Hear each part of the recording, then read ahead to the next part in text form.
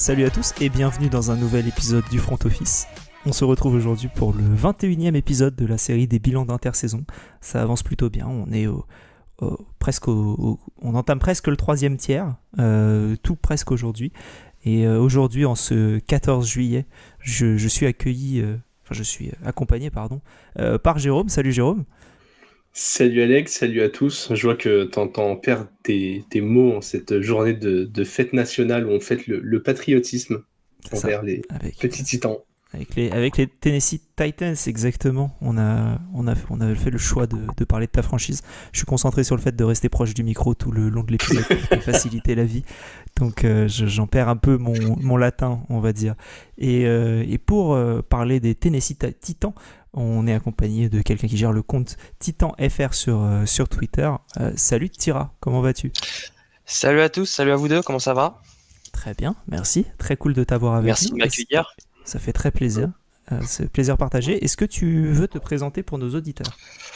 Moi c'est très rapide, donc j'aide au compte Titan FR depuis maintenant, ça doit faire 4 ans. J'ai aidé un peu. Là on est 2 sur le compte, on s'occupe un peu de tout ça et on suit la franchise dans les bons moments et dans les moins bons moments en ce moment, mais on est là quand même. Bah, c'est bien, c'est comme ça qu'on évalue des bons fans. Jérôme, il était là au mauvais moment. Et la saison où vous faites premier de conférence, c'est à peu près tout. Ce que t'as je tiens quand même à dire que là, avec 2 fans des Titans, vous avez quand même 2 tiers des effectifs des fans des Titans en France, donc estimez-vous heureux. On n'est pas beaucoup, je pense. D'ailleurs, c'est une petite question que j'ai pour vous, Jérôme. On va commencer par toi, puisque t'as jamais trop expliqué pourquoi. Pourquoi les Titans ? Il y a un combo de 2 choses, 2 éléments. Le logo d'abord, comme beaucoup de gens, on a un attrait pour une couleur, pour un logo, pour un peu ce que dégage une franchise, et on ne va pas se cacher pour Derrick Henry aussi. Quand tu vois ce buffle, tu regardes tes premières images de NFL et tu vois un mec qui tabasse à peu près les autres comme il veut, c'est assez impressionnant. Donc voilà, c'est ce qui m'a amené vers les Titans. Et toi, Tira, de ton côté ? Moi, c'est avant tout la ville, je dirais, parce que je m'intéresse dessus aussi au hockey. J'ai une belle accroche avec les Preds, avec notamment capitaine Roman Josi qui est suisse. Et quand je me suis mis aussi du coup à suivre la NFL, parce que quand on commence à suivre des sports américains, on commence à regarder ce qui se fait dans une ville. J'ai bien accroché. Et puis là, tout ce qui est vibe autour de Nashville, l'ambiance qu'il y a, je trouve ça fait un peu cool, ça sort de l'ordinaire des grandes villes américaines. Et au final, comme c'est un petit marché, on est bien c'est l'entre-soi, c'est sympa à suivre, quoi. C'est cool, mais c'est bien d'avoir des gens qui sont fans de plein d'équipes. Là, avec cette série, on accueille des fans de tout partout. Donc c'est cool, ça fait un bon petit tour de la ligue et ça fait plaisir. Pour aujourd'hui, on va garder le même format que tous les autres épisodes. On va faire un retour sur la saison 2023, bilan chiffré, etc.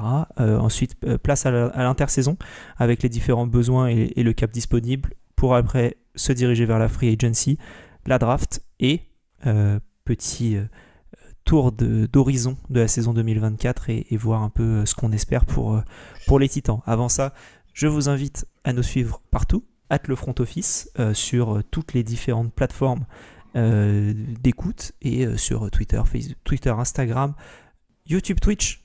Le Front Office, c'est le handle. J'en profite également pour faire un petit appel aux fans de Steelers, Rams, Lions, Jets, si vous avez envie de venir parler avec nous de votre équipe. Il nous manque une personne pour ces 4 équipes. Donc voilà, n'hésitez pas si vous avez envie, envoyez-nous des DM, que ce soit sur Insta ou sur Twitter, ce sera le plus simple, ou en commentaire de la vidéo YouTube. Si vous avez envie de participer, ce sera avec grand plaisir. On enregistre sur le mois de juillet encore là, sur les prochains jours. Donc aucune pression et si ça vous dit de venir parler, ce sera avec grand plaisir. Retour à nos moutons et à nos titans. Saison 2023, vous avez fini en 6-11, une saison un petit peu compliquée, marqué de beaucoup de prolongations, 3 matchs en prolongation, une victoire, 2 défaites. Jérôme, je vais te laisser commencer. Normalement, je laisse commencer quelqu'un de neutre, et en général, c'est mon avis, c'est notre compère du podcast. Là, je suis entouré de titans. C'est l'attaque des titans aujourd'hui. Jérôme, voilà, avec ton petit casque là que tu fais bouger, magnifique. C'est pour un cheveu de Derrick Henry. Qu'as-tu pensé de ta saison en tant que fan des Titans ? J'ai été frustré pendant très très longtemps, puisque pour ceux qui suivent le podcast depuis plusieurs mois et même plusieurs années maintenant, je milite depuis au moins 1 an et demi pour que les Titans tournent la page. Je pense qu'il n'y avait plus rien à tirer de cet effectif. On a tiré tout ce qu'il y avait à avoir de Ryan Tannehill notamment. Derrick Henry, il n'est pas du tout fini, mais il vieillit quand même pour un running back. Et j'avais bien envie qu'on puisse s'en débarrasser pendant que sa valeur était encore très haute. Et même sur d'autres postes, on avait pas mal de cadres vieillissants. Donc voilà, j'avais envie que la franchise fasse la place un peu à la jeune garde, et notamment à Will Levis, quarterback qu'on a drafté à la draft précédente. Il a joué la moitié des matchs de la saison, j'ai bien aimé ce qu'il a montré. La O-line a fait un boulot assez correct pour une équipe dominée. Pas de play-off, forcément, quand tu as une défense aussi horrible que la nôtre, notamment en fond de terrain, où avant cette intersaison, on n'avait absolument aucun cornerback qui tenait à peu près debout et qui faisait l'affaire. Donc voilà, pas trop d'enseignements, une vraie saison de transition qui est arrivée un peu tard, mais qui est enfin là. Tira, qu'est-ce que tu en penses toi de ton côté ? Ouais, je pense le seul qualificatif de la saison, c'est fin de cycle, je pense, parce que c'était vraiment la fin de quelque chose. Mike Vrabel, ses idées, ça passait plus vraiment. La O-line en 2022 qui était catastrophique, bah on pensait que ça avait touché le fond, bah au final en left tackle c'était encore pire cette année. Enfin oui, cette année oui.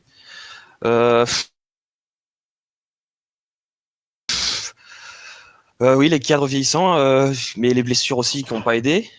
Et finalement, ce retour du match de Londres, quand Tannehill se blesse à Londres. D'ailleurs, pour y être allé, un bon souvenir, mais pas trop quand même. Mais on se met en place Will Levis, et puis là, un éclat dans la saison. Un match, on ne sait pas d'où ça sort offensivement. 4 touchdowns, des deep balls en voiture, en voilà. Bon, ça a du mal à suivre un peu, mais en tout cas, on a eu des belles prouesses de Will Levis, notamment le comeback à Miami, d'ailleurs un de nos rares prime time, un match en prime time, où j'étais sur le point d'aller me coucher d'ailleurs. Et ouais, au final, ça a remis un peu d'élan dans cette saison. On se disait, bah, foutu pour foutu, autant voir ce qu'il y a dans tous nos jeunes, voir le potentiel qu'on peut avoir quand ils n'étaient pas blessés. Et voilà, fallait plutôt la regarder, pas dans un but compétitif, mais dans un but un peu en questionnant un peu nos joueurs. Tu parlais du match contre Miami en tant que fan des Dolphins, je m'en souviens. Je me souviens de 2 choses de manière sur cette saison de mon côté. Hein. C'est le match contre les Dolphins dont on a parlé rapidement, et le match contre Baltimore où j'étais au stade aussi. Donc voilà, c'était. Mais vous avez globalement fait les troubles faits en cette saison. C'est un peu les seuls trucs dont on peut se souvenir, j'ai l'impression. C'est le match contre Miami où vous nous empêchez de prendre le home field advantage pour les playoffs. Globalement, c'est ce match-là où on est censé le gagner et n'importe quoi. Et Jacksonville, tu les empêches d'aller en playoffs. Donc t'as quand même quelques petites fiertés.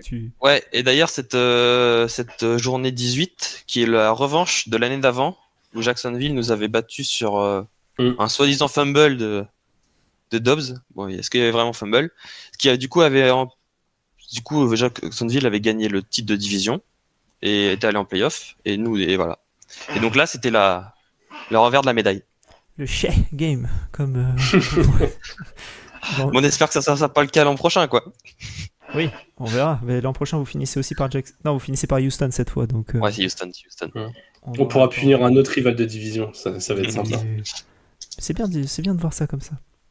Euh, Est-ce qu'il y a d'autres choses dont vous voulez parler sur cette saison des Titans ou vous voulez plutôt vous projeter sur l'avenir parce que c'était une fin de cycle? Ouais, non, on a fait le tour, hein. Je pense que je suis assez d'accord avec l'analyse, vraiment, cette fin de cycle. Et je le répète, juste le regret que ce soit pas allé plus vite. Ça- Très bien. Eh ben écoutez, on va pouvoir attaquer le nouveau cycle. Puisque pour cette intersaison, vous aviez 75 millions de cap space disponibles.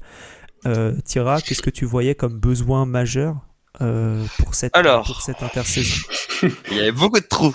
Je sors ma liste. Euh, Déjà un coach pour démarrer, si tu as mais envie d'en parler, je sais pas. c'est vrai qu'on n'en a pas parlé, mais il y a eu quand même l'éviction de Mike Vrabel, qui suivait du coup l'éviction de John Robinson l'année d'avant, remplacé par Aaron Carson. Et du coup, tout ce changement de paradigme, oui, parce qu'en fait, au final, le changement de coaching staff, qui je trouve est le changement le majeur de cette off-season et le plus important, parce qu'on passe du coup de ce paradigme de jeu à la course pour passer du coup à un jeu un peu plus moderne, typé moderne, à la passe.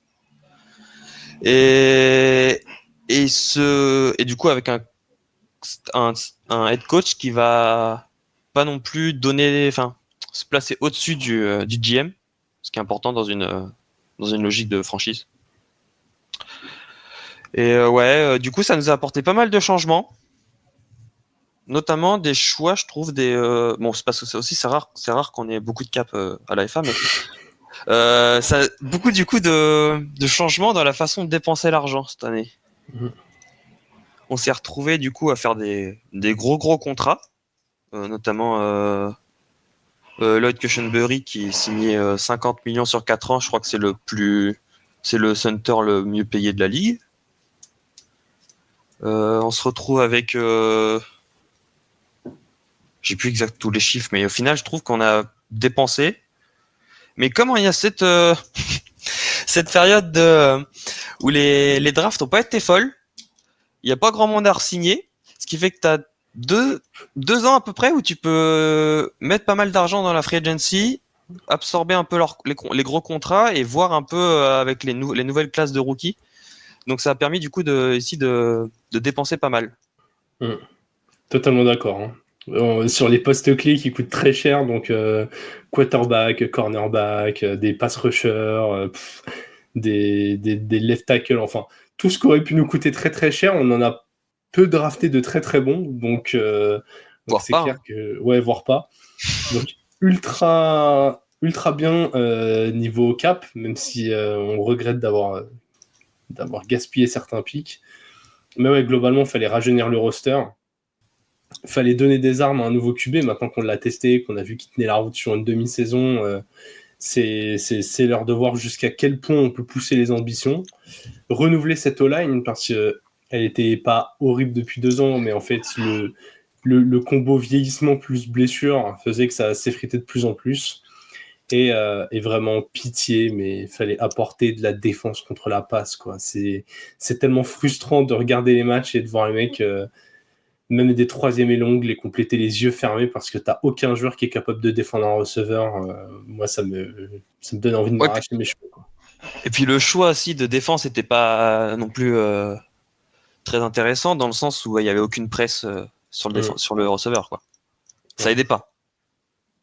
Bon, on va pouvoir se passer à la free agency du coup. Ouais. Jérôme, est-ce que tu veux commencer avec un joueur ou deux ou trois ou quatre que tu as bien aimé lors de cette free agency? Si tu devais commencer par un. Il y a eu énormément de mouvements du côté des Titans. Donc c'est dur d'en sortir un, mais forcément Cushenberry, avoir un centre ultra talentueux, très très fiable, c'est ultra important dans cette ligue. S'il arrive à créer une belle connexion avec Will Levis, ce sera génial. Et c'est pas une signature, mais le trade pour Snead, j'ai halluciné quand je l'ai vu. Donc c'est vraiment parmi la quantité de moves énormes qu'on a faites, c'est les 2 moves que j'ai envie de souligner. Tira, t'es d'accord? Tu aimes bien Ouais, et moi je rajouterais même Chidobe Ouzier en corner. Parce que du coup c'était avant le trade pour la Jarius Need.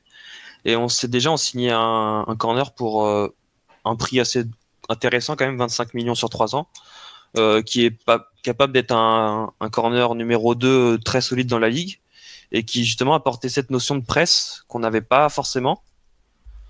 Et puis forcément, à l'arrivée de l'HJ Sneed, ça nous fait un trio avec Roger McCreary qui est incroyable. Bon, faut que ça reste en bonne santé, mais sur le papier, plus on combine avec l'arrivée du coaching staff dont on parlait tout à l'heure et Denard Wilson qui était coach des DB à Baltimore et à Philadelphie, les 2 dernières meilleures défenses contre la passe en coordinateur défensif. Sur le papier, il y a quelque chose d'intéressant. Après, faut le terrain dira. Et globalement, d'habitude, Alex, tu cites la longue liste des draft picks, mais là, à Tennessee, il y a eu tellement de mouvements que c'est ceux de la free agency qui sont dingues. On se concentre sur des postes clés, mais on parle d'un roster qui vient de se renforcer avec Tony Pollard. On parlait d'armes Calvin Ridley et Tyler Boyd sur les postes de receveur. On fait venir aussi Kenneth Murray en linebacker pour le relancer. Enfin, il y a eu tellement d'apports sur toutes les escouades du terrain que ça donne envie de voir ce que ça va donner une fois en jeu, quoi. Moi, j'allais parler de... Vas-y, Thierry, pardon. Oui, et je voulais revenir sur Calvin Ridley, qui, justement, il a été payé... quand il est arrivé, en fin de compte, je crois qu'il était 12e ou 13e receveur mieux payé de la ligue. Sauf que ça, c'était avant toutes les prolongations de contrat des nouveaux draftés. Et donc, je crois qu'il doit se situer vers la 20e place. Du coup, on se dit pour un receveur 1, du moins receveur 1 ou 1 bis avec DeAndre Hopkins, c'est quand même un pick, un choix intéressant. Ouais, moi j'allais en parler parce que t'as comment dire, j'allais pas parler de Ridley nécessairement, mais le trio Ridley, Boyd, Hopkins, je trouve que c'est super pour un mec comme Will Levis pour démarrer. En plus de ça, la signature de Pollard, très bien pour notamment la partie bloqueur. On sait que c'est un bon bloqueur. Il y a en 2022, parce que j'arrive pas à trouver les chiffres sur la saison 2023, mais en 2022 c'était le 2e meilleur bloqueur de la ligue. Selon PFF, hein, évidemment, ça vaut ce que ça vaut, mais voilà, ça reste un bon bloqueur. Je trouve que pour donner du temps et dans une équipe qui a l'air de s'orienter vers la passe, avoir un running back comme Pollard, je trouve que c'est un bon choix. En tout cas, j'aime beaucoup le choix, moi, personnellement, à ce niveau-là. Et Pollard est, je trouve, un très bon complément aussi à Tyjae Spears pour ce duo de running back. On ne sait pas qui sera running back 1 et running back 2. On ne sait pas qui aura un peu plus de charge de travail, mais les deux explosifs, 2 qui peuvent jouer à la passe, qui peuvent bloquer. Pollard qui est un peu plus bloqueur que Spears. Non, vraiment, c'est intéressant. Je vois un bon 60-40 pour Spears, peut-être même un 65-35. Ah, ouais.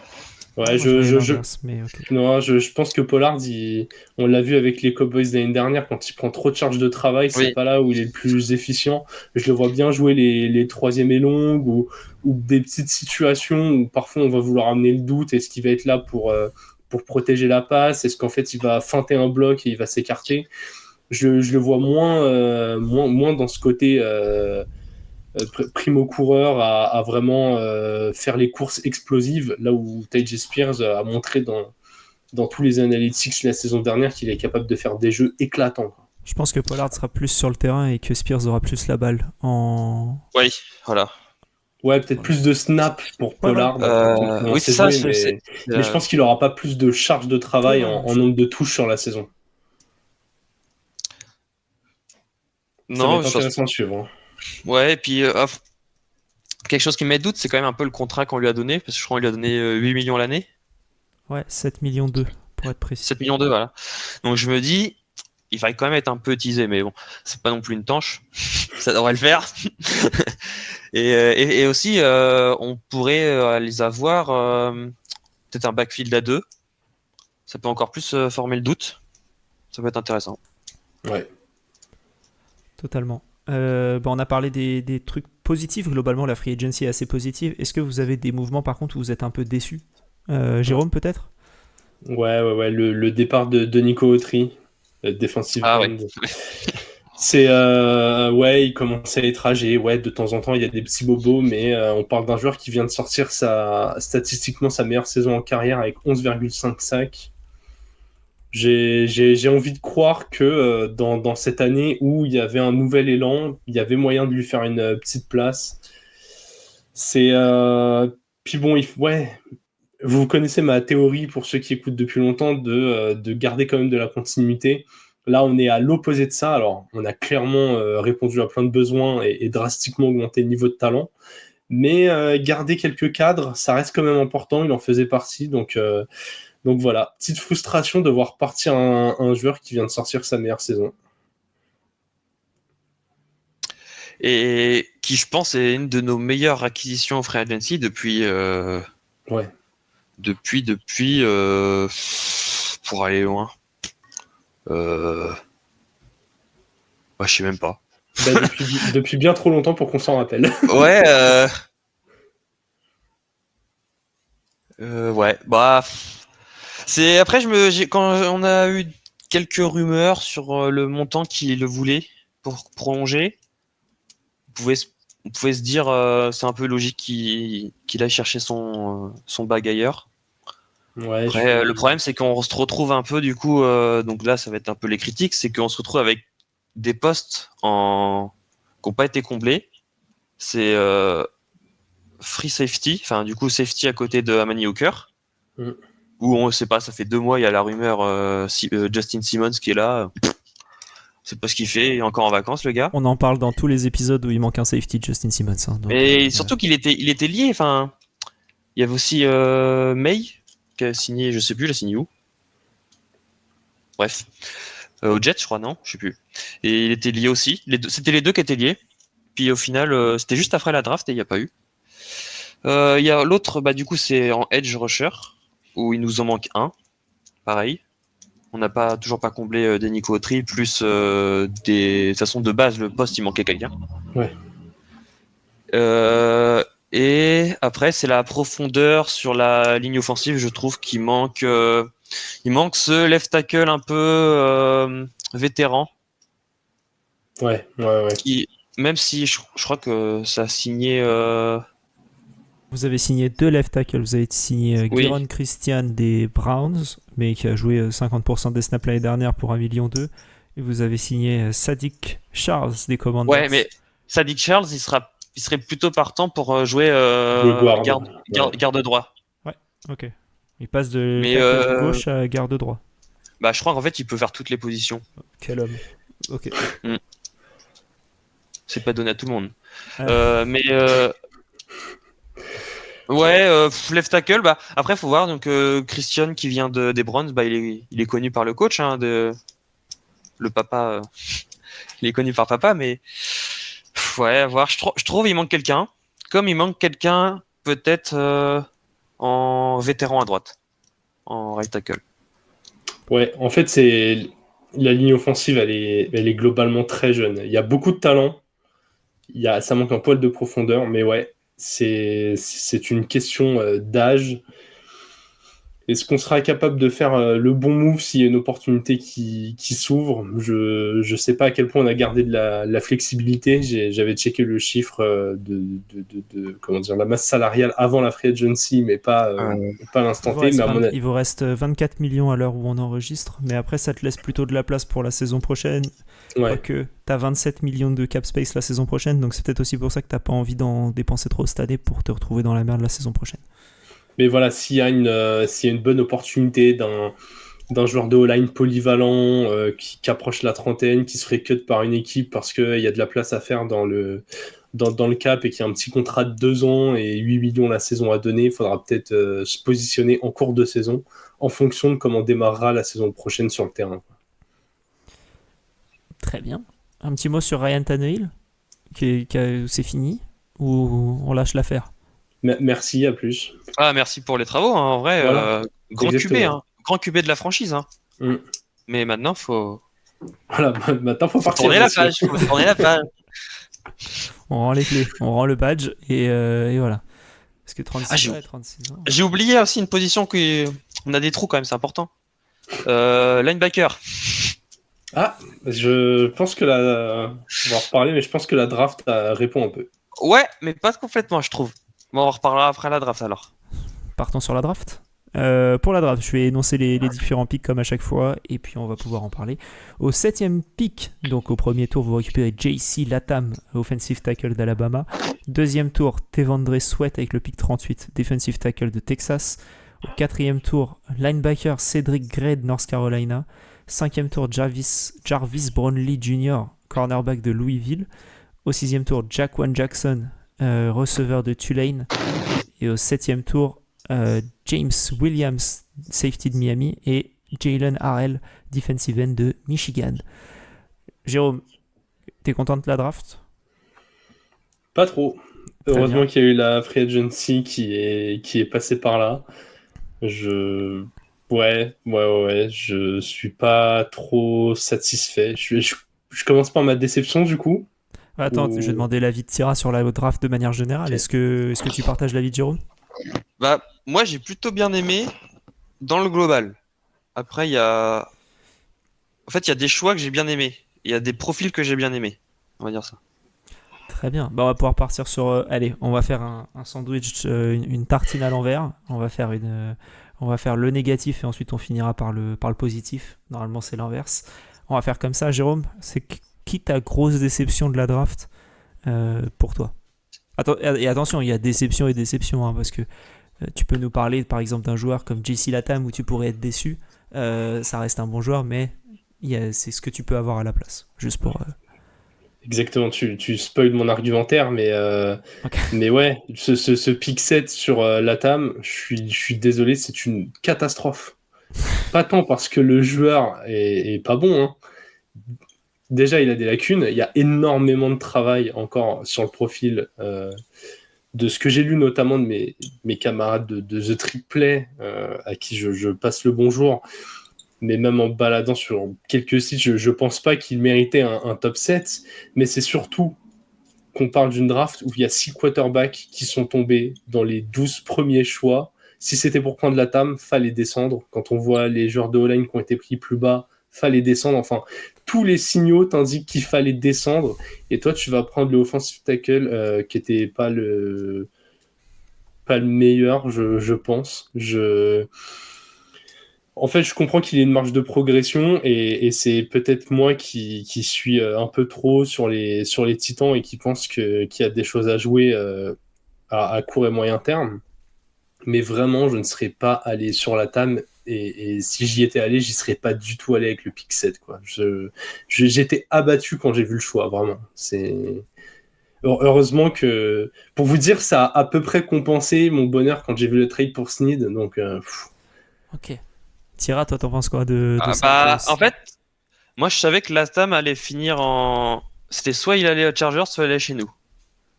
C'était c'était sûr, il allait finir 1 et 2, 1 ou 2 dans les tackles. Au final, du coup, quand il est tombé, bah, je m'y attendais. Je me dis, bon, bah, voilà, c'est arrivé. Tout portait à croire qu'il allait être top 10 quand même. Des rumeurs. En fait, de toute façon, le staff en a parlé. Ils vous ont pas osé trade on parce qu'ils savaient pas s'il allait être dispo en 12 ou 13, par exemple. Parce que c'était quelqu'un qui était considéré comme le prospect numéro 1 en tackle de la draft, d'après notre board. Mais bon, ça, c'est ils le disent tous pour les pics de premier tour. Mais quand Bonix, c'était le QB numéro 1 des Broncos sur leur board aussi. Mais quand c'est Bill Callahan qui le dit pour un offensive tackle, je me dis, j'ai des raisons d'y croire quand même. Du coup, j'étais pas non plus aux anges, mais c'était en soi, hors trade down, c'était le pic à faire, je trouve. Ouais, hors trade down, mais pour moi, en fait, dans cette draft, t'es obligé de descendre quand tu vois que derrière, il y a 3 équipes qui prennent des quarterbacks. Probablement que ces 3-là n'ont pas eu exactement les profils qu'ils souhaitaient prendre, sauf peut-être les Falcons, c'est encore. Mais sans descendre en 12 ou en 13 et prendre le risque qu'ils soient plus là, on sait pas qui a proposé non plus. Parce que ce qu'ils avaient l'air de dire, en gros, si on descendait bien, et il y avait un risque qu'on l'ait plus.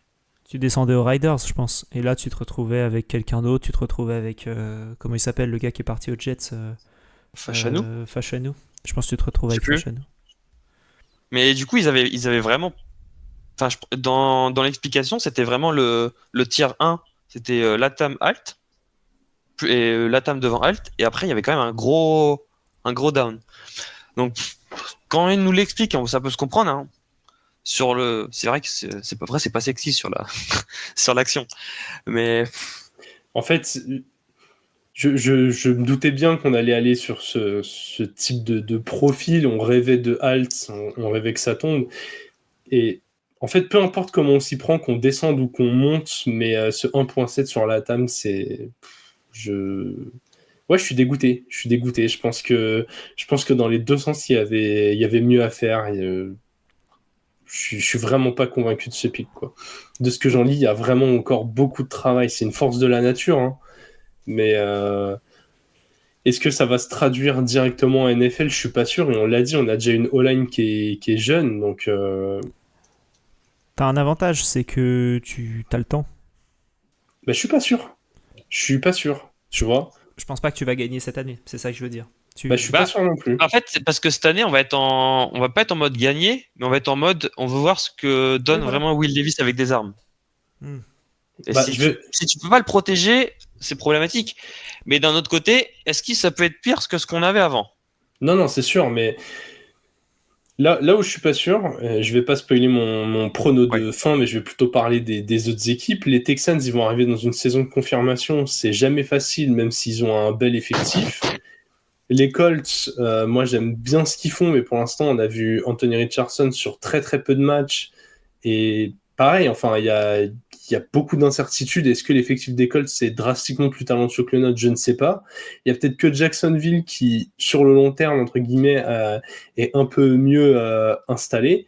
Mais c'est pas non plus comme s'ils écrasaient la division depuis 5 ou 6 ans. Donc moi, quand je vois la free agency, sans parler de la draft, hein, vraiment la partie free agency, j'attaque pas la saison en me disant on va faire 4e de la div et on se revoit l'année prochaine. Hein. On en parlait ensemble, Jérôme, pendant la free agency. Je te disais, putain, vous êtes bien là. Bah ouais, enfin, on peut prendre un peu la depth chart de l'équipe, hein, mais si Will Levis progresse même sans que ce soit exponentiel, hein, mais continue de progresser, derrière on l'a dit, au poste de running back il y a des options, il a un trio de receveurs Ridley, Hopkins, Boyd, il a un Titan qui tient la route avec Okonkwo, il a une ligne offensive où c'est jeune mais il y a quand même beaucoup de talent. En défense, sur notre base de 3-4, on garde quand même Jeffrey Simmons. On a drafté un peu. Linebacker, c'est encore un peu léger, mais je trouve qu'il y a des profils intéressants. Et surtout, on a quand même bouché pas mal de faiblesses en fond de terrain. On est à un free safety d'avoir des bons titulaires sur tous les postes de fond de terrain. Donc, alors oui, l'effectif, on joue pas le titre demain, mais je suis pas sûr qu'on soit non plus dans une vision où on se dise rendez-vous dans 3 ans, quoi. Ah non, c'est pas du tout ce que je disais, mais je vois ce que tu veux dire. Tira, tu parlais tu parlais de voir un peu ce que Will Levis donnait avec des armes et donc il fallait le protéger. Ouais, bah je pense en fait c'est la vision du staff pour cette saison. C'est on va essayer de gagner forcément, sinon ça sert à rien de jouer. Mais c'est d'abord comme on n'a pas d'année supplémentaire sur le contrat de Will Levis, comme on l'a piqué en 2 du deuxième tour, ce qui fait qu'en fait c'est maintenant qu'il faut savoir si c'est l'homme de la situation. Et donc, tu profites d'avoir pas mal de caps cette année pour voir ce que ça vaut. Et puis ça, si ça marche pas, bah, tu peux toujours essayer de retomber sur tes pattes après. Mais c'est vrai que ouais, on verra bien. Moi, je suis pas le pic en soi, le pic latam, je suis pas forcément contre. Et est-ce que toi, alors du coup, on a beaucoup parlé de la TAM. Tira, je vais te laisser la main. Est-ce que tu as envie. Est-ce que tu as un joueur qui t'a un peu déçu dans cette draft? Ou est-ce que tu as envie de parler plus positif et d'avancer? Bah, je vais faire un peu medley, je pense. Allez. Qui m'ont déçu, pas forcément. Peut-être la surprise de Devondre Sweat en 38. Mais elle s'explique par la ruée des defensive tackles autour de, je sais plus combien, mais il y a dû en avoir 4-5 aux alentours du pick 38. Dont je crois que c'est les Falcons qui trade up pour un devant nous pour un bref. Lui, ce pick là, au final, Devondre Sweat, je crois, il a il a eu des soucis un peu physiques là sur les les débuts de camps d'entraînement. Enfin, c'est pas un camp d'entraînement, mais c'est je sais pas comment on appelle ça. C'était pas la pré-saison encore, mais c'était des petits entraînements quoi. Il avait des problèmes de conditions physiques. C'est ce il se disait aussi au moment de sa draft. En soi, je me dis lui, c'est vraiment le projet pur quoi. Ouais. Sinon, mais un projet au 2e tour après avoir pris un projet ouais, au c'est 1er ça. tour, c'est pour ça que la draft elle m'abat en fait. Mais moi en fait, comme j'aime plutôt bien ce pick 1, je me disais le pick 2. Enfin, ce pick au 2e tour, je peux il m'embête. Bon, il m'embête quand même. Il m'embête. Mais je le sentais venir aussi encore une fois parce que je sais pas pourquoi. C'est toujours comme ça. T'as des mecs, tu sais que ils font des liens avec ton staff et tout, et tu te dis bon bah lui c'est sûr il va finir dans cette franchise là. Et ouais bon, l'avenir nous le dira. En fait, c'est un gros point d'interrogation ce pick. En fait, on a drafté comme si on était les Panthers. C'est ça le problème. C'est qu'on a drafté comme si on reconstruisait, qu'on avait gagné qu'un match l'année dernière. L'année dernière, on était en transition, on a gagné 6 matchs. Et là, on a apporté une vague de talent et on se comporte comme si l'équipe repartait de zéro. Alors que je trouve qu'en fait, on s'est dit, bah attends, on a du cap, il y a des joueurs de talent, juste on bouge et on assure une certaine continuité. Moi, le roster de la saison à venir, je le trouve meilleur que celui de la saison passée. Donc, Il est clairement meilleur. Tu dis que ça draft un peu comme les Panthers. Je trouve que je suis à la fois d'accord et à la fois je parlerais plutôt peut-être d'une autre équipe. J'ai l'impression que ça draft comme une équipe qui est très forte et qui a des joueurs partout. Et oui, qui se aussi. dit, tiens, je vais prendre les meilleurs projets possibles en essayant de les développer au contact de joueurs très bons. Ouais, mais au final, en fait, c'est des pick à need quand même. Enfin, oui, bien sûr, bien sûr. Ouais, mais est-ce que tu fais que des... Ouais, c'est ça. En fait, c'est que des needs, hein, je trouve. Hein. Ouais, ça remplit... C'est clair, ça remplit des besoins. Et à chaque fois, tu te dis, bah du coup, je prends celui que j'estime être le meilleur dispo sur les besoins. Mais je trouve qu'à chaque fois, c'est des reach quand même. Limite, en plus, on voit que pour une équipe qui a fait 6-11, on n'avait pas tant de pics de draft que ça. Et on a fait des dépenses. Et je pense que ça va continuer si on arrive à être compétitif. Donc, autant multiplier les choix de draft qui sont sous contrat en rookie pendant un moment un peu plus long et qui ne te coûtent pas d'argent. Et en fait, je serais descendu au premier, je serais descendu au 2e. Je suis pas dans les bureaux de tous les GM. Je sais pas à quel point il y avait des offres, à quel point c'était intéressant. Mais en fait, à chaque fois, c'est des pics que tu peux avoir plus bas, quoi. Et quand t'en fais un et que tu te dis, ouais, allez, on aimait vraiment le profil. Mais là, j'ai l'impression qu'à chaque fois, on a reach. Donc... Et est-ce que vous avez envie de parler d'autres joueurs? Parce que, alors, Jérôme, notamment, tu parlais de linebacker de ton côté. Donc, c'est le prochain pick, c'est Cédric Gray au 4e tour. Et exactement. Je pense que tu as envie d'en parler un petit peu. Ouais. De ce que j'ai pu lire de lui, c'est quand même un talent assez solide. Mais surtout, ce que j'ai aimé dans son profil, c'est le fait qu'il ait progressé pendant ses années à la fac, mais une progression vraiment visible, vraiment construite visiblement. On a, encore une fois, de ce que j'ai lu des amis du trick play et de ce que j'ai pu recroiser avec des analyses de spécialistes du scouting aux États-Unis, il y a vraiment cette dimension d'un défenseur qui comprend mieux le jeu. Et je trouve que ça, c'est ultra important. C'est pas le plus impressionnant physiquement de ce que j'ai pu en voir, mais je trouve que on sous-estime souvent cette dimension compréhension du jeu et surtout de sa grosse qualité. Et moi, ça me plaît toujours ce profil de linebacker. C'est pas celui qui va faire le plus de sacs, mais alors c'est une machine à plaquage, notamment contre la course. Et je trouve que c'est ultra intéressant parce que on le voit, les top équipes, même celles qui passent énormément par les airs, elles ont quand même des gars qui arrivent à établir le jeu au sol. Et si tu peux contrer un peu ça parce que tu as des bons linebackers, bah, c'est une superbe réponse à apporter aux top équipes, quoi. Et pour compléter, donc on l'a chopé au 106, au 106e. C'était le profil de linebacker pile poil qui nous manquait. Ouais. Et c'était le seul profil de la draft vraiment en joueur, on va pas dire premium, mais en joueur avec quand même un bel avenir, avec un avenir en NFL, pas NHL. Et donc le voir descendre quand même en tour 4, alors je crois qu'il était prévu un peu plus haut, minimum tour 3. c'était quand même une belle, un beau choix. Bah, je Une crois, je m'en belle souviens, j'en avais entendu parler, je crois, si en cas de potentiel trade down en deuxième tour, il me semble. Ok. Mais après, les linebackers, j'ai l'impression que c'était le poste un peu bâtard de cette draft qui était un peu compliqué à évaluer parmi l'autre pool oui. de talent.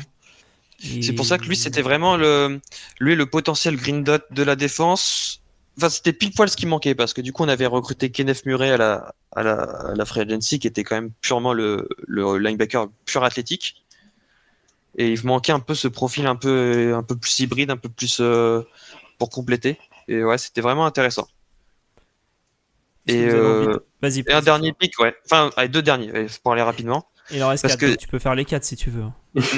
Ouais, les 2 derniers, c'est de la profondeur.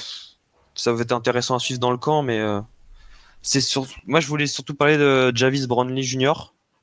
Qui, c'est marrant en fait quand on l'a comparé, c'était un mini L'Algerius Need. Bon, c'est très facile à donner des comparaisons, mais au final, c'est un joueur giga hargneux, et giga sur l'homme, et qui va, du coup, dans cette nouvelle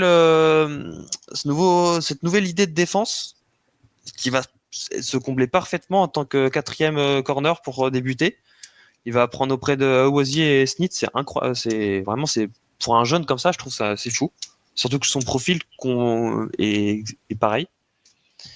Et en dernier, je voulais parler, comme on a la nouvelle règle des kick-offs là qui arrive, donc on a draft un receveur, mais donc Jaquan Jackson, qui est, il me semble que c'est lui d'ailleurs le copain de chambre de TJ Spears, qui était à sa fête lors de la draft d'ailleurs. Et en fait, c'est un receveur, mais donc slot, mais j'ai l'impression qu'en fait, il va surtout être utilisé principalement pour le retour de kick-off, donc qui est le nouveau jeu, qui est considéré du coup comme maintenant un vrai jeu en tant que tel dans le match. Donc ouais, à voir. Dans la depth chart sur ESPN, quand tu regardes, il est indiqué comme retourneur de punt avec son petit collègue TJ Spears dont tu parlais, qui est lui toujours le kick returner. Ça changera peut-être. Ça m'étonnerait qu'il soit kick returner aujourd'hui, hein. TJ Spears. Je sais pas qui va avoir le rôle, mais Jaquan Jackson, c'est quasi sûr qu'il va être dans la discussion. Ouais, en tout cas, il a été pick pour ça. Hein. Ils te mettent les deux. En général, quand ils te mettent les deux, c'est voilà, c'est qu'il peut faire. Ce sera l'un ou l'autre. Et globalement, le rookie, ils attendent juste d'être sûr qu'il soit dans le roster pour le noter. Et voilà. Jérôme, est-ce que tu as autre chose à rajouter sur cette draft ? Non, écoute, après les mecs de fond de draft, à voir s'ils vont faire le roster. Peut-être un petit intérêt sur James Williams, qui a été pris au 7e tour, qui est noté comme safety, mais qui a surtout joué linebacker, qui a un profil de linebacker, 1m93, 105 kg, très, très beau bébé, même dans notre depth chart, il est noté linebacker. Est-ce que finalement un mec safety qui en fait est noté linebacker et pas une réponse au poste de strong safety où on avait des doutes, peut-être qu'il va pas du tout faire le roster, mais je suis quand même curieux de voir ce que ça peut donner aux OTA. Donc voilà, c'est juste la petite interrogation comme ça pour aller gratter les fonds de draft. Du coup, on va parler rapidement du dernier. Du coup, Jalen Harrell qui a fini leader en sac à Michigan, il me semble. Donc Michigan quand même qui a gagné le titre. Donc faut voir. Hein. Pareil pour la profondeur. Une draft qui démarrait sur des 2 interrogations et qui au final a l'air de satisfaire plutôt sur la fin.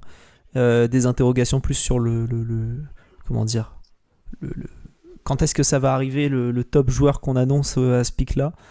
Mais à voir du coup la progression de JC Latam et de T'Vondre Sweat sur l'année à venir d'abord et ensuite l'année suivante pour donner une encore meilleure note à cette draft de Titan.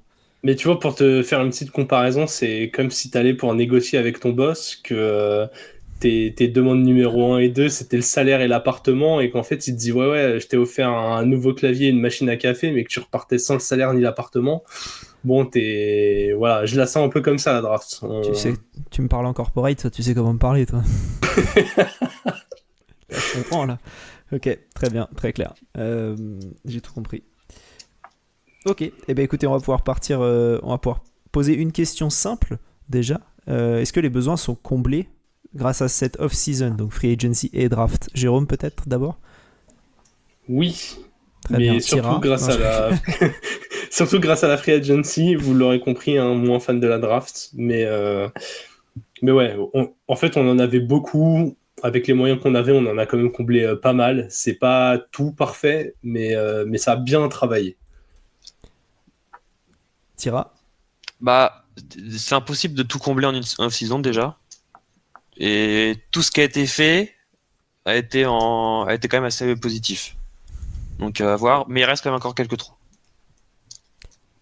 Tel que? Bah alors, donc free safety, profondeur enfin pass rusher 1 ou 2, enfin 2 avec derrière Harold Landry, profondeur en ligne offensive et point d'interrogation à linebacker. Ce qui est marrant, c'est qu'avec 3-4 petits besoins, tu te dis que déjà, si tu draftais bien, tu potentiellement en combler 2, tu vois. Enfin, c'est vraiment c'est la frustration de cette intersaison, quoi. J'aurais presque drop mon 1.7, tu sais, pour avoir une fin de premier tour et potentiellement un 2 ou un troisième et stocker plus de talent, quoi. Quitte à ne pas avoir ce top tackle, c'est...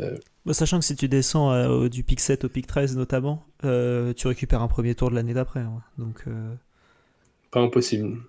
surtout si tu trades avec les Raiders qui ont absolument besoin de monter pour un QB ou ce genre de choses, je pense que tu pouvais récupérer une bonne rançon. On va pouvoir parler de 2024. 2024, le planning est tombé depuis plusieurs mois maintenant. Vous démarrez avec 4 matchs Chicago, les Jets, les Packers et les Dolphins avant d'arriver en bye week. Et ensuite, vous avez du coup 13 matchs de suite avec Indianapolis, les Bills, les Lions, les Patriots, les Chargers, Vikings, Texans, Commanders, Jaguars, Bengals, Colts, Jaguars, Texans pour finir la saison. Tira, si tu as envie de commencer, qu'est-ce que tu penses de ce petit planning? On a fini quoi? On a fini dernier de division et on se retrouve à enfin, je crois que c'était pas la bonne année à finir dernière division, il me semble, parce que on a joué si je calcule bien, non, c'est pas Cincinnati qui a fait une dernière division. Si. Voilà, on se les chope. Il y a Vous chopez Washington et vous chopez les Chargers. Ouais, voilà, c'est ça. Donc Chargers, c'est Cincinnati, c'est ça que j'avais oublié. C'est pas trop la bonne année, quoi. Mais sinon, le calendrier, en fait, au final, ça va. Nous ça faisait des années qu'on avait une division quand même assez clownesque, pour pas dire pire. On se retrouve avec une division qui commence à devenir solide. Donc c'est de plus en plus dur de se projeter, je dirais, sur notre calendrier maintenant. Mais je trouve que dans l'ensemble, les divisions avec lesquelles on croise, c'est moyen. C'est pas difficile, c'est pas facile, c'est moyen. Ouais, NFC Nord et AFC Est pour les divisions avec lesquelles vous croisez. Donc NFC Nord, on parle de Chicago, Green Bay, Détroit et Minnesota. Et AFC Est, on parle de Miami, Buffalo, les Pats et les Jets. Voilà, c'est deux équipes. À chaque fois, c'est à peu près deux équipes qui lead et deux équipes un peu plus en retrait. Ouais. C'est pas 4 armadas, quoi. Oui, c'est ça. Avec une franchise qui peut-être peut faire quelque chose en plus. On sait pas. Les Jets, les Bears ou les... Comment? Ce qui est le dernier? Jets, Bears et Vikings. Il y en a peut-être une des trois qui peut faire quelque chose en plus. On verra. Jérôme?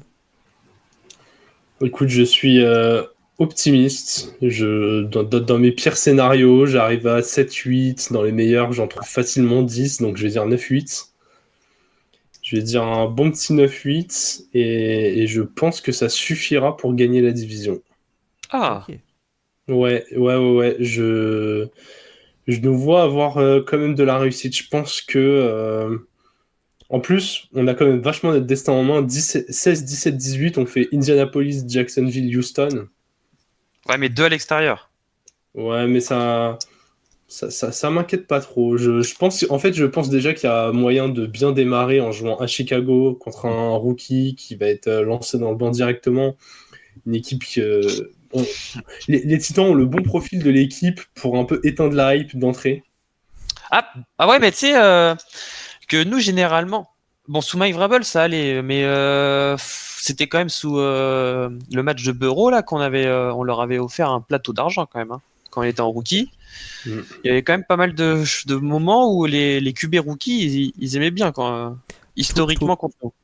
Et puis je trouve aussi que les Titans, c'est clairement l'équipe où tu peux augmenter une hype facilement aussi. Genre Caleb Williams, tu viens, tu me dis, il fait 350 yards, 3 touchdowns, une interception, il gagne le match. Contre les Titans, j'y crois direct. Hein. Donc, ouais, tu me dis aussi que Snead fait 2 interceptions contre lui. Oui, j'en mettais ouais, où t'as vu le pick 6. Le pick 6. Je sais, hein. Je pense vraiment qu'on peut prendre Chicago d'entrée. Derrière, tu te mets sur une bonne dynamique. Il y a moyen d'en choper 1 voire 2 sur les 3 suivants. Hein. Je pense clairement que les Dolphins, désolé Alex, mais je pense que vous allez faire une saison horrible. Du coup, je nous vois bien, si on arrive à prendre ou New York ou Green Bay, tu peux vraiment démarrer. Allez, même on est pessimiste, tu démarres sur 2, tu as une bye week, tu reviens à la maison contre Indiana, tu peux le prendre. Là, tu as 2 matchs où normalement tu te fais gifler contre les Bills et les Lions. Tu te remets les idées en place à la maison contre les Pats. Franchement, les Chargers, Justin Herbert, à part se lancer le ballon à lui-même, il risque de croiser pas mal. Surtout qu'ils vont courir, quoi, maintenant. Oui. Ouais, enfin, courir, hein. Ben, moi, j'attends de voir ça quand même, parce que avoir Justin Herbert et se dire on va faire que courir, je sais pas. J'ai pas l'impression que les Chargers ont fait le meilleur choix, mais ça, c'est un autre sujet. Et derrière, voilà, tu vas jouer Minnesota en semaine 11. Il suffit que Darnold commence la saison et J.J. McCarthy prend le relais à la mi-saison et tu te retrouves à jouer encore un rookie qui a à peine 2 matchs dans les jambes. Washington, ce sera pareil, même si normalement il aura joué plus de matchs, ça reste un rookie. Et voilà, au milieu de ça, bah, tu joues ton Houston, ton Jacksonville, il faut gagner les matchs de div, mais ça, c'est comme d'habitude. Donc, je pense vraiment qu'il y a moyen de faire ce 9-8 et d'être bien installé dans ta division, quoi. Bon, et sans être, vas-y, Tira, pardon. Sans être dans le pur optimisme, donc les books américains nous mettent, je crois, 4e à la prochaine draft, là. En fait, c'est simple, ils voient juste que Will Levis ne pas performer, quoi. Et du coup, je me dis, là, on a fait 6 avec un effectif en lambeaux. Je me dis, j'ai du mal à voir un monde où on fait moins déjà. Ouais. Moi, j'y crois pas. En tant que objectif, on va dire. Je crois pas qu'on fasse moins de 6, quoi. Moi, je vous vois faire 8. Je vous avoue, ouais, j'ai du mal à voir plus, mais 8-9, ça... Oui. Je sais pas dans quel côté va basculer le plus ou le moins. Mais ouais, 8, c'est accessible, je trouve. Du fait, justement, des 2 divisions qu'on croise. Franchement, tu fais 9 et avec un 4-2 dans la division, je pense que t'es pas loin de la vérité. Hein. Tout va clairement se jouer sur la division. Hein. Ça, ouais, tout se joue sur la division, ouais. Je vois une AFC encore plus stackée. Toujours plus. Je vois clairement plus d'équipes gagner 14 matchs. J'ai l'impression que le niveau il est trop élevé. Donc je pense qu'avec 9 victoires et les bonnes victoires au bon moment contre les bonnes équipes, ça peut te mettre en bonne position pour passer. Faudra faire 1 ou 2 upsets, quoi. Ouais, bien sûr. Gagner l'avantage s'il y a un taille, quoi. Là où on est tous d'accord, c'est que les prévisions de Las Vegas sont clairement faibles, puisque c'est 6,5 qui est projeté. On est tous d'accord pour dire au-dessus. Et du coup, à ce rythme-là, ça restera une surprise de les voir faire plus de cette victoire, mais je pense que pour nous, ça n'en est pas une. C'est un peu une insulte de mettre à... je sais pas. En gros, c'est Texans à 9,5, les Colts et les Jaguars à 8,5. Moi, je trouve que c'est un peu haut les deux, 8,5, mais bon. Ouais, non mais Après, il y a toujours c'est l'inconnu d'un nouveau coaching staff, d'un nouveau QB qui va être starter dès la week 1. Mais comme on a un peu des brides de réponses des années d'avant, de l'année d'avant, j'ai du mal à y croire, quoi. Les mecs, ils ont 7 mois pour se préparer. Si au bout d'un moment, on arrive en semaine 1 et qu'on voit qu'il n'y a rien qui est mis en place, Je pense qu'on va avoir des épisodes de débrief où je vais me vénérer, très clairement. Parce que, au bout d'un moment, les gars, vous avez une intersaison. On a le temps de s'endormir, de se réveiller, de voir ce qui se passe, une free agency, une draft, on se réendort, on a le début des camps, enfin, genre 7 mois pour bosser, les gars, faut y aller, quoi. Et puis on a choisi assez tôt le coach en plus. Ouais, et puis on n'a pas fait les playoffs, donc je dis 7 mois, Oui. mais en fait, ça fait, nous, on a 9 mois pour se préparer. Janvier, ouais, depuis la première semaine de janvier, ouais. Donc bon, voilà, c'est tous les joueurs ne sont pas là depuis le mois de janvier, hein, mais je pense vraiment qu'avec ce niveau de talent, enfin moi je mets les autres effectifs à côté. Oui, après t'as toujours le scénario où Will Levis ne perf pas, mais j'ai du mal à y croire.